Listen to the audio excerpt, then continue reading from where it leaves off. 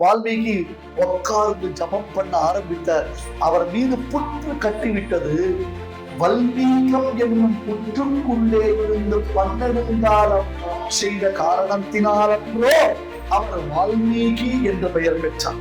அப்ப பூமியின் காதான புற்றிலிருந்து பிறந்த வால்மீகியும் சாட்சாத் பூமியிலிருந்து பிறந்த சீதாவும் அண்ணன் பரசுராமன் சொன்னான், என் கையில் இருக்கிற வீர நான் ஏற்றினான். தசரதர் பயந்தார். வசிட்டர் விரும்ப வெளிக்கு போகிறார். ரியாக்ஷன் இல்லாம உபன்யாசம் கேட்கிற மாதிரி இந்த வசிட்டர் எந்த ரியாக்ஷன் இல்லாம உபன்யாசம் கேட்கிறாரு. தசரதர் பதறார். இதுல ரொம்ப பயன்படுத்த சீதாதேவி. சீதாதேவி பயம் வந்தார். ஐயோ இப்பதாயா வீட்டுல முடிச்சது என்ன கல்யாணம் வந்தார். அதுக்குள்ள இன்னும் இல்ல அவ பிரச்சனை அவருக்கு. ஏன் இந்த வீட்டுல ஜீவன் நானும் நீங்க போறாங்க ஒரே பிரச்சனை எங்கிட்ட இது ரொம்ப சீதைக்கு பயமா. மகர்ஷிக்கு பெருமை ஏற்பட்டதற்கு காரணம் தெரியுமா? श्रवणतो वसुधात्मनस्ते जातो बभूव समुनि कविसार बभूवः என்று வர்ணித்தார். வால்மீகி பிரதம கவி, ஆதி கவி, கவி சார்பூர்வம், கவிகளுக்குள்ளே மிகச்சிறந்த கவியாக விளங்கக்கூடியவர் வால்மீகி. அப்படி ஒரு பெருமை வால்மீகிக்கு ஏற்பட்டதற்கு காரணம் என்ன? ஒரு சாஸ்திரம் இருக்கு. கோதாதேவியும் நல்லா கவனிக்கணும். கோதாதேவியும் வால்மீகி மகர்ஷியும் சகோதரன் சகோதரி. சீதாதேவியும் வால்மீகி. அது எப்படி அப்படின்னு கேட்டா, அதனால்தான் சீத பூரண கர்ப்பவதியா இருக்குச்சு. வால்மீகி ஆசிரமத்துல இருந்தா பெண்கள் பிரசவத்திற்கு பிறந்த வீட்டுக்கு போறதுதான நியாயம். அதனால்தான் வால்மீகி ஆசிரமத்துல சீதாதேவி கர்ப்பவதியா இருக்கு. அங்க லவகுஷர்களே அவள் பெற்றெடுத்தார். இத சுவாமி தேசிகன் காண்பித்தார். அம்மா கோதாதேவியே, உன் அனுகிரகத்தினால்தான் வால்மீகி கவிகளுக்குள்ள மிகச்சிறந்த கவியாக, பிரதம குருவாக திகழ்கிறது. ஏன்? வால்மீகி ஆசிரமத்துல வால்மீகி அப்பதான் ராமாயணத்தை எழுதிட்டு இருக்க. அந்த ராமாயணத்தை எழுதும் பொழுது பக்கத்துல யாருக்கு அனுகிரகம் பண்றா? சாட்சாத் சீதாதேவி. கோதா சீதா ரெண்டுமே. கோனா வாக்கு, கோனா நல்ல புத்தி, கோனா நல்ல சக்தி, கோனா நல்ல இந்திரியங்கள். இது அத்தனையும் கொடுப்பவர் யாரு? கோதா. அவன் கொடுத்த வாக்கை கொண்டு ராமாயணம் எழுதினார். ஜாதோ பிரம்மாவ சமதி கவிசாரமாக, கவிகளுக்குள்ளே சார்பவனாக, கவிகளுக்குள்ளே சக்கரவர்த்தியாக, கவிகளுக்குள்ளே மிகச் சிறப்பு வாய்ந்தவராக வால்மீகி விளங்கிறார். அவருக்கு ஒரு பெயர் உண்டு. வால்மீகி தான் அர்த்தம். வல்மீகம்னா புற்றுக்கு பெயர். சம்ஸ்கிருதத்துல வல்மீகம்னா புத்து. அந்த புற்றுக்கு வல்மீகம் பேரு. அத கவிகள் எப்படி வர்ணிப்பானா, பூமியினுடைய காது புற்று அப்படின்னு வர்ணிப்பான். இது கவி மரபு. பூமியினுடைய காது புற்று. இப்ப அந்த புற்றுக்குள்ள இருந்து தவம் செய்த காரணத்தினாலே மகர்ஷிக்கு வால்மீகி என்பதாக ஒரு பெயர் என்பது. அவர் உட்கார்ந்து தவம் பண்ணலாம். 5 நிமிஷம் நம்மளால ஸ்டடியா உட்கார முடியாது. இந்த காலத்துக்கு அங்க போடுவோம், அந்த காலத்துக்கு இந்த போடுவோம். சில பேருக்கு உபன்யாசம் கைத்து கால மாதிரி பல்ட்டி அடிச்சு பின்னாடி இருக்கிறோம், மடியில படுத்துப்பான். திருவாரூருக்கு முதல் நாள் சயனத்துக்கு போறோம், தெரிவிக்கிற மாதிரி கிருஷ்ணன் கோவில்ல ஆண்டாள் மண்டியில ரங்கமன்னார் படுத்துக்கிற மாதிரி. திருவாரூருக்கு முதல் நாள் அந்த சயனத்துக்கு போற சேவிக்கிற மாதிரிலாம் எல்லாரும் தூக்குற அவ வண்டியில உழுத்துருவான். 5 நிமிஷம் கால வச்சுக்க முடியாது. உட்கார்ந்த பொசிஷனை மாத்தல வால்மீகி.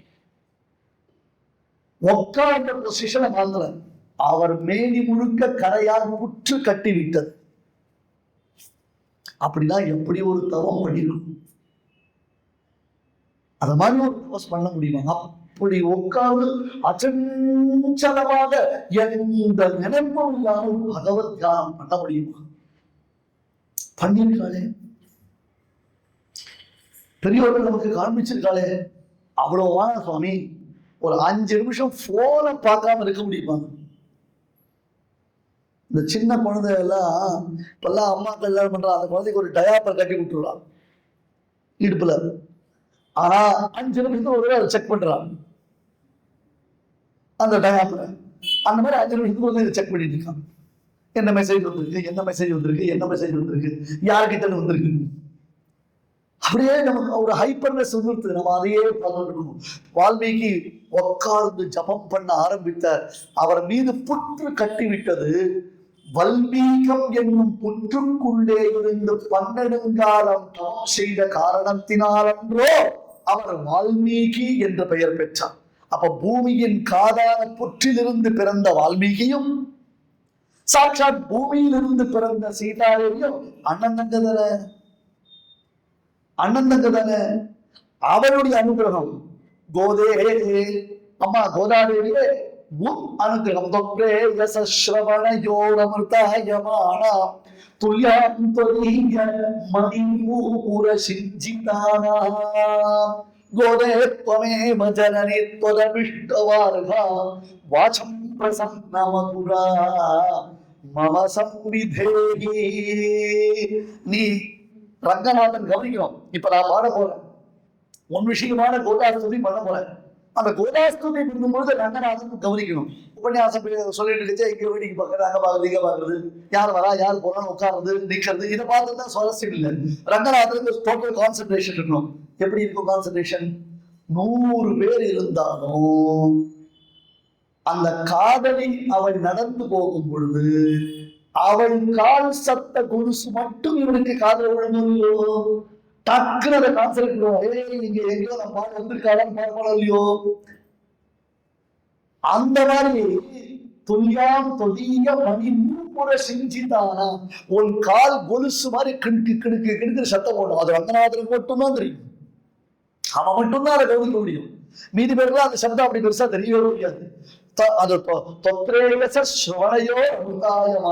நம்ம எங்கேயோ வந்திருக்கா இங்க அப்படின்னு கூட்டத்துல கோவில் கூடாத தேடணும். இங்கதான் சொல்லிட்டு இருக்கா தொத்ரேயச ஸ்ரவணையோ துல்யாம் தொதியம் கோதாதேவி உன் காலில் அணிந்திருக்கக்கூடிய கொலுசு சத்தம் போன்றதான அழகிய வாக்பிரவாகத்தை செஞ்சொல் மாலைகளை நீ எனக்கு தந்துவிட வேண்டும். எனவேதான் ரங்கநாதன் இதை கவனிக்கும். இல்லைன்னா என்னையா பாட்டு பாடி பரிசு வாங்க வந்த புலவர் நினைச்சுடுவாங்க. நான் ஒன்னும் பாட்டு பாடி பரிசு வாங்க வந்த புலவர் இல்லை. தாயே கோதாதேவியே மௌனி குணாஸ்துதியாக நீ கொடுத்த வாக்கினை கொண்டு நான் இப்பொழுது பேச போகிறேன்னு சாதிக்கிறேன். அப்ப அந்த வால்மீகிக்கு சமமான ஒரு வாக்பிரவாகம் எனக்கு வரணும். வால்மீகிக்கு நீ பண்ண அனுகிரகத்தை போன்றது அனுகிரகத்தை எனக்கு பண்ண வேண்டும். எனவே இந்த கோதாதேவி ஸ்ரீ தன்வின்யபுரம் என்னும் ஸ்ரீ வில்லிபுத்தூரில் அவதாரம் பண்ணால், ராமாவதாரத்துல சீதாதேவி ஸ்ரீ தன்வின்யபுரம் என்பதாக ஜனகராஜர் திருமகளாக விஜயில் அவதாரம் பண்ணான். அங்கேயும் ஒரு வில்லு, இங்கேயும் ஒரு வில்லு. ராமன் ரெண்டுத்தையும் தேடி வந்தான். ஏன்னா where there is a will there is a way. அப்படியே எங்க இருக்குதான் வழி இருக்கு அப்படின்னு. என்ன வில்? நான் திருமகளும் திருவடிவும் திருவருளும் தெண்டறிவும் அருமை இளாமை முறவும் அளப்பழிய வடிவரசும் கருமமை பழிப்பமைக்கும் கலக்கமிழா வகை நின்ற அருள் வரதல் நிலை இலக்கில் அம்புயன நான் அவிழ்ந்தேன். அருள் வரதல் நிலை இலக்கில் அம்பு என நான் அவிழ்ந்தேன். பிரபுவிற்கான எம்பெருமான் அத்தி வரதன். அவனுடைய திருவடி என்பதுதான் எனக்கு டார்கெட். அவனுடைய திருவடி தான் டாஸ்க். அந்த திருவடியில அம்பு மாதிரி போய் சொருகணும். அப்ப ஓங்காரம் என்னும் வில்லில் ஆத்மா என்னும் மனத அம்பினை தொடுத்து, ஓங்காரம் என்னும் வில்லில் ஆத்மா என்னும் மனதை ஆத்மா என்னும் அம்பினை தொடுத்து எம்பெருமானுடைய திருவடி என்னும் அந்த இலக்கில் நாம் அழிக்க வேண்டும். அதுதான் டார்கெட்.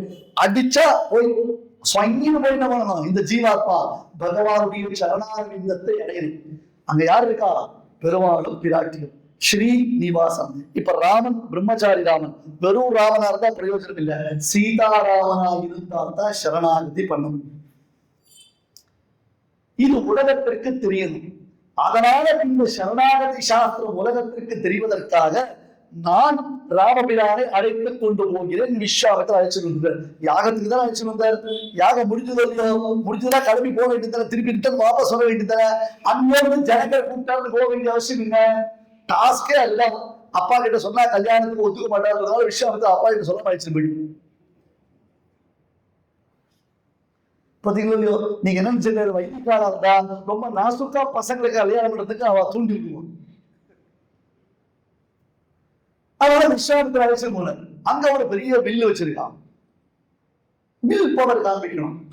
யார் வில் பவர் காண்பிக்கிறாலும் அவளுக்கு எல்லாம் செய்தேன். ஓகே, அதுக்கு நான் 5000 பேர் ஐலசா பாடிட்டு இந்த வில்லு தள்ளிட்டு வரும். நகர்த்த முடியல. 7 ஐலசா 7 ஐலசா நகர்த்தினா இதுதான் பிளாஸ்டிக் சாரா உபன்யாசத்துல டர்ன்னு இழுக்கிறதுக்கு. அந்த வில்ல நகர்த்த முடியுது. அதை போய் யாரால நான் ஏற்ற முடியும் அப்படின்னு எல்லாரும் நினைச்சிருக்கா. ராமனும் சின்ன பையன், 16 வயசு ஆளுன்னு வேற சொல்லிட்டாரு தசரதர். விஸ்வாமித்திரர் கூட வந்திருக்காரு. ஜனகருக்கு பார்த்தா சந்தோஷமா இருக்கு. விஸ்வாமித்திரர் கூட 2 பசங்க வந்திருக்கு. ஆனா இவரை பார்த்தா பிராமின் பசங்க மாதிரி தெரியல. விஸ்வாமித்திரர் ஒரு பிராமின், ஆனா இந்த பசங்க கைது வில்லுலாம் வச்சிருக்கீங்களா.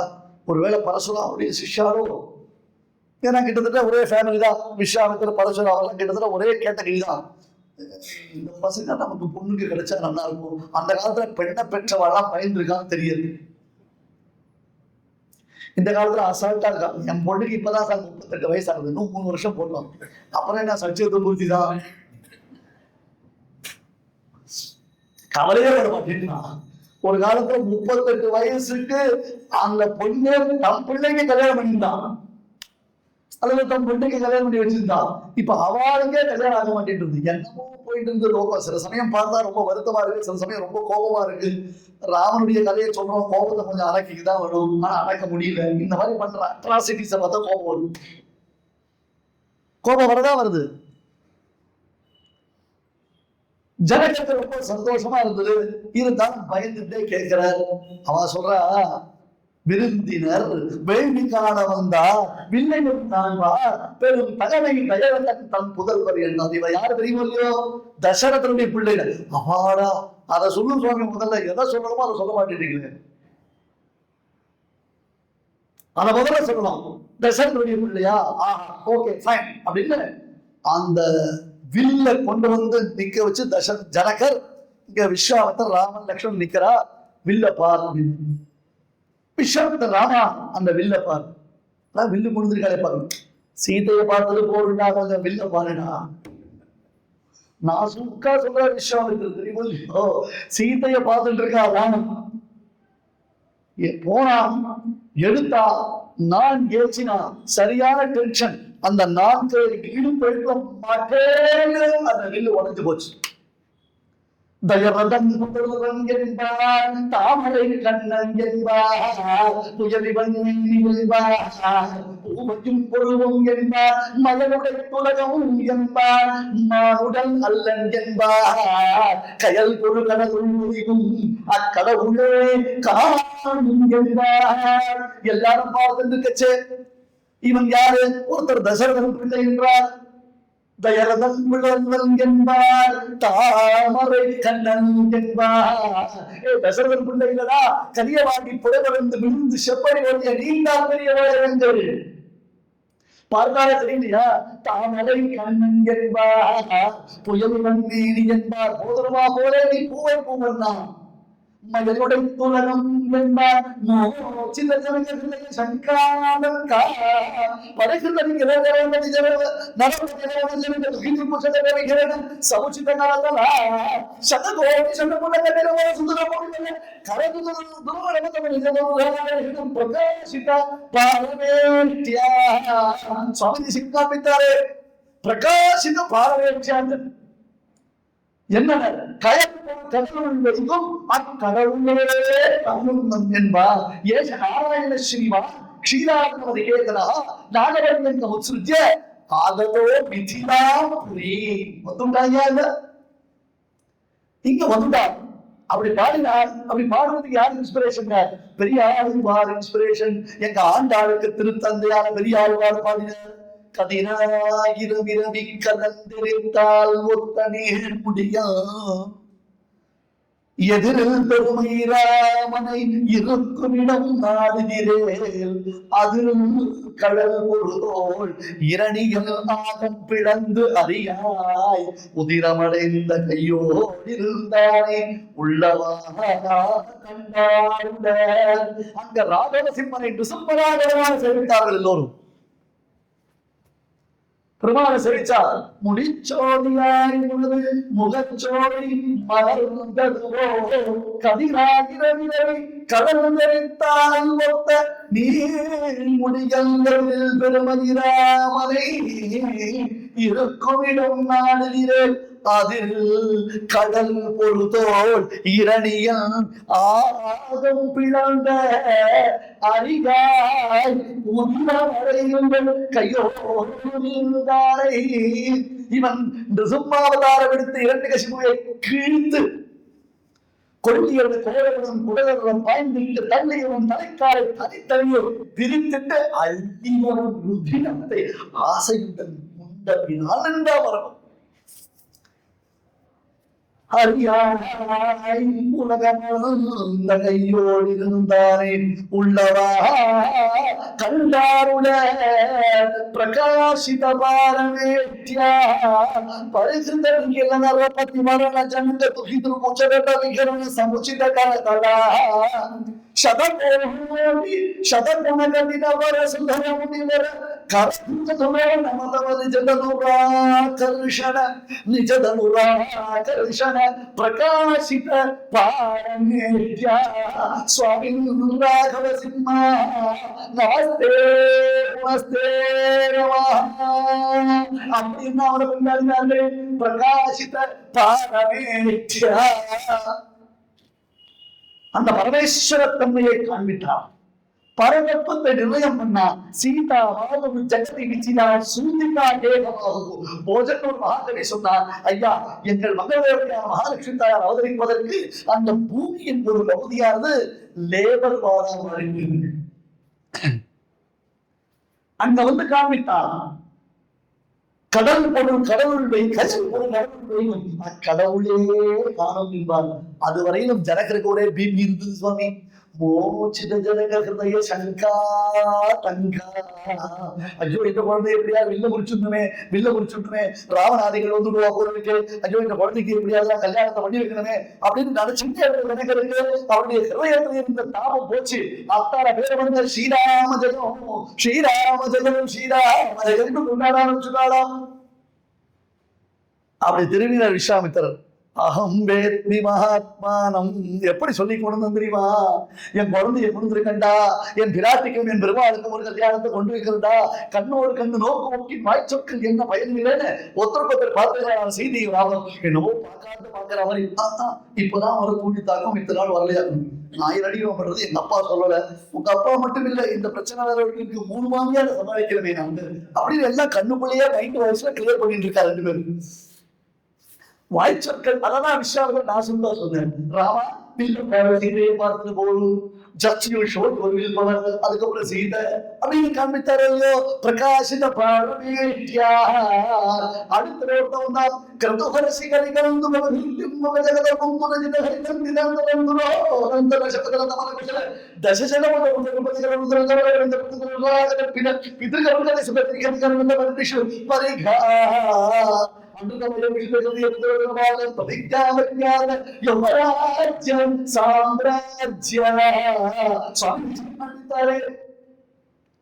ராமாவதாரத்துல ராவண சம்ஹாரத்துல கொல்வானா தெரியுமாங்க எல்லாமே பாலகாண்டத்துல சொல்லிட்டான். சுவாமி உங்களுக்கு தான் புரியல. கடைசி வந்து ராவணனை எக்ஸ்டெண்ட் பண்ணி ஒரே சஸ்பென்ஸ் எழுதி போயிட்டு ஒண்ணுமே இல்லாத ஒரு சீரியலுக்கு 35 அட்வர்டைஸ்மெண்ட் போட்டு 2 செகண்ட் போட்டு தான் நீங்க சீரியல் காமிக்கிற மாதிரி இப்படி இழுத்து கூட்டிக்கோங்க. ஏன்னா உலகத்தை எல்லாம்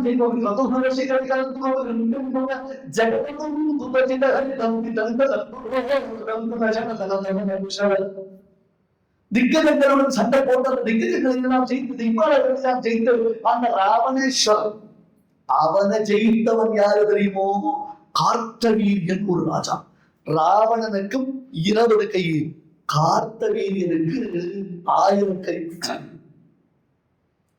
ஒரு நாள் நேற்று வாங்கிட்ட வாழாத்தவங்க ராவணன் வாலிக்கிட்ட வாழாடுறான், வாலியா கட்டிட்டாங்க.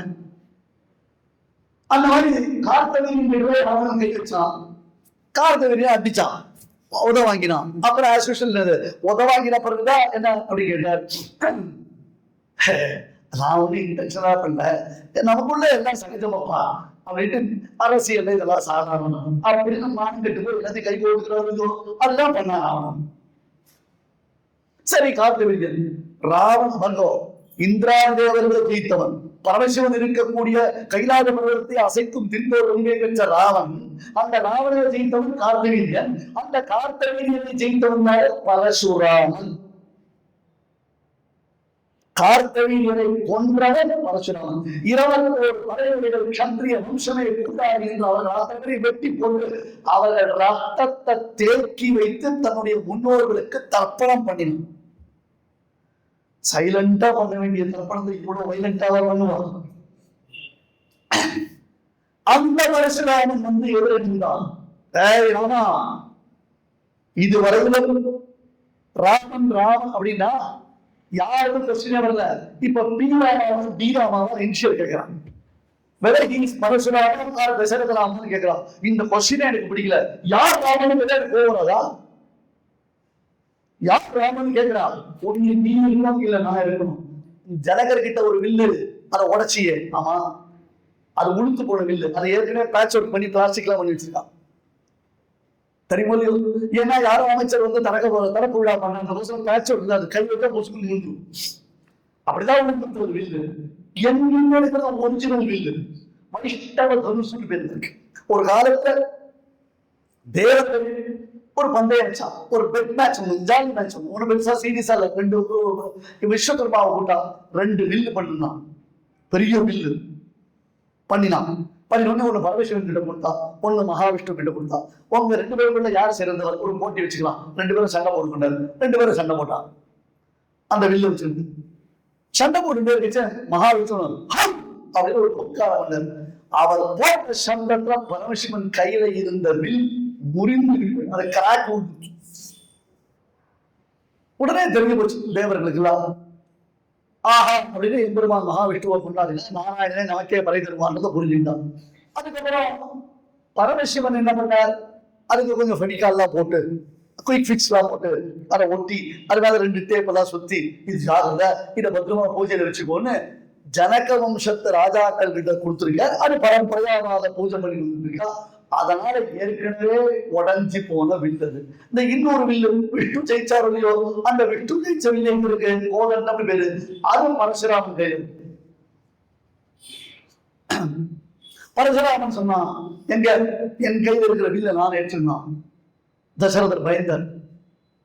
வசிட்டர் விரும்ப வெடிக்க பார்த்துட்டு இருக்காரு. ரியாக்ஷனே இல்லாம உபன்யாசம் கேட்கிற மாதிரி இருந்தார் வசிட்டர். எந்த ரியாக்ஷன் இல்லாம உபன்யாசம் கேட்கிறாரோ அந்த மாதிரி இருந்தார் வசிட்டர். தசரதர் பதறார். ஐயோ பயமா இருக்கேன். இதுல ரொம்ப பயந்து யாரு தெரியுமோ, சீதாதேவி. சீதாதேவி என்ன பயம் வந்தார். ஐயோ இப்பதான் வில்ல முடிச்சது, என்ன கல்யாணம் வந்தார், அதுக்குள்ள இன்னொரு வில்லா, அவ பிரச்சனை அவருக்கு. ஏன் இந்த வில்ல இவன் ஒருவேளை ராமன் ஜெயிச்சு போறான், ஒரே பிரச்சனை எங்கிட்ட அவனுக்கு வந்திருக்கு கொண்டாடா. அதாவது இது ரொம்ப சீதைக்கு பயமா. இது